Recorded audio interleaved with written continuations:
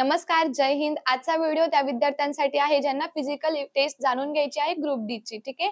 काही विद्यार्थ्यांचा प्रश्न असतो की पोलीस भरती आणि ग्रुप डी किंवा रेल्वे भरती यांची जी फिजिकल टेस्ट आहे, शारीरिक चाचणी आहे ती सारखीच असते का?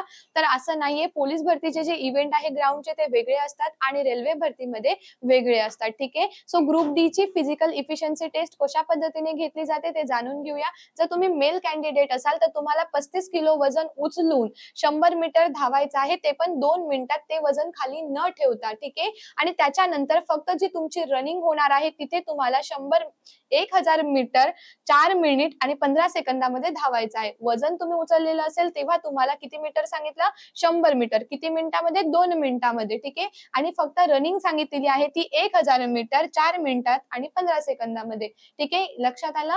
जर तुम्ही फिमेल कॅन्डिडेट असाल तर तुम्हाला 20 किलो वजन इथे सांगितलेलं आहे. 20 किलोग्राम वजन उचलून तुम्हाला 100 मीटर धावायचं आहे 2 मिनिटामध्ये, ते वजन खाली न ठेवता. आणि जी रनिंग असणार आहे ती तुमची असणार आहे किती? 1000 मीटर 5 मिनिट आणि 40 सेकंदापर्यंत. ओके.